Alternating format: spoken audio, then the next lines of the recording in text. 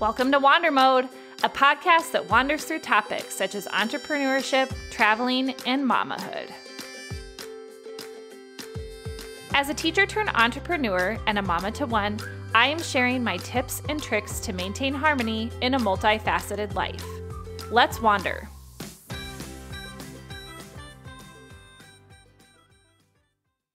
Hey there, Wanderers. I am your host, Julie Thomas, and today we are exploring what it means to conquer fear and dare greatly. 2 weeks ago, I shared my podcast and website with all 185 friends and family members of mine on Facebook. And let me tell you, that deep breath that I inhaled before clicking invite friends could probably be heard throughout my house. Putting my voice out there for all to listen to made me feel vulnerable like never before. You see, I am not a naturally daring person. My loved ones would often describe me as cautious to a fault, and as a result of my careful nature, fear has been a constant companion in my life.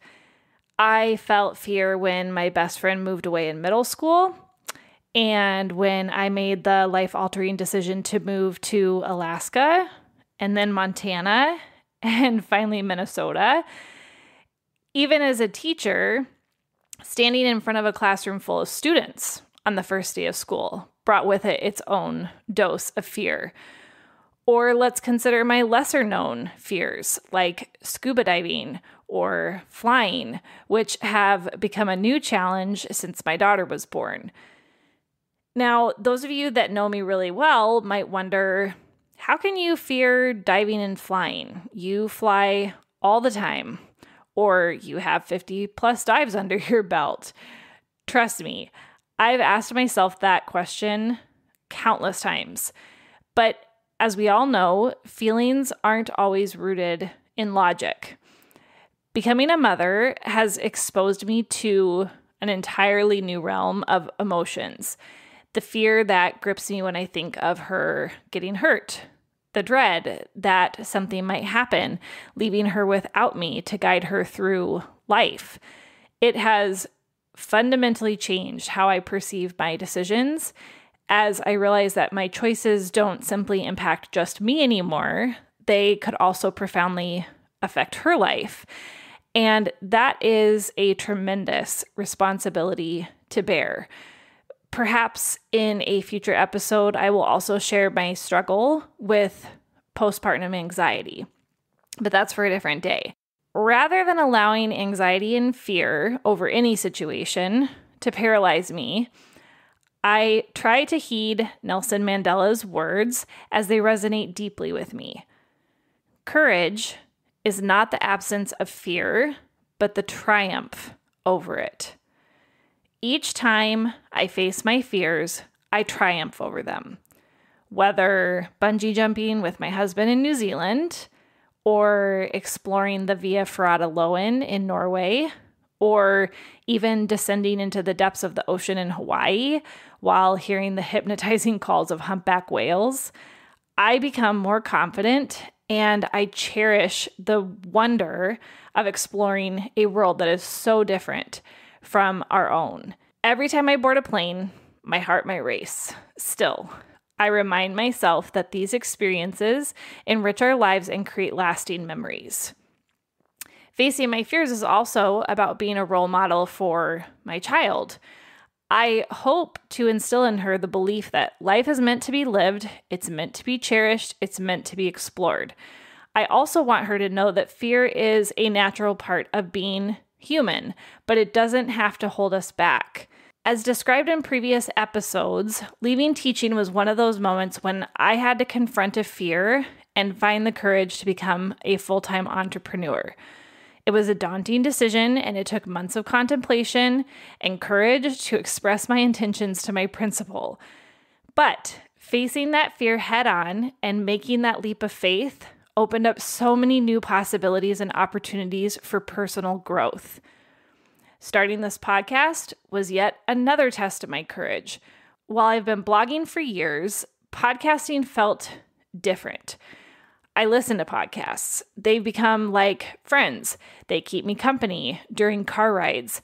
And knowing that my voice would be experienced similarly terrified me.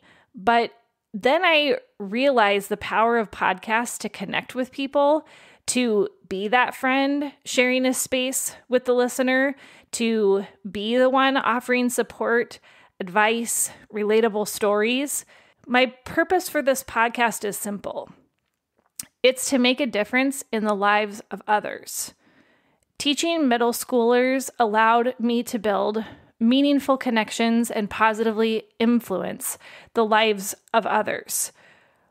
With this podcast, I aim to share small but meaningful thoughts, advice, and relatable stories that resonate with those that are struggling or those who are simply seeking advice, or maybe those that are wanting to simply connect with someone who gets it. I want listeners to know that they are not alone and that I am just an ordinary person, mompreneur, teacher, individual, trying to conquer my fears one step at a time and live a life that I can look back on as being well lived.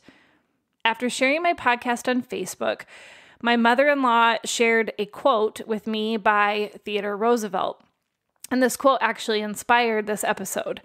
It perfectly encapsulates the essence of daring greatly. It is not the critic who counts, not the man who points out how the strong man stumbles, or where the doer of deeds could have done better.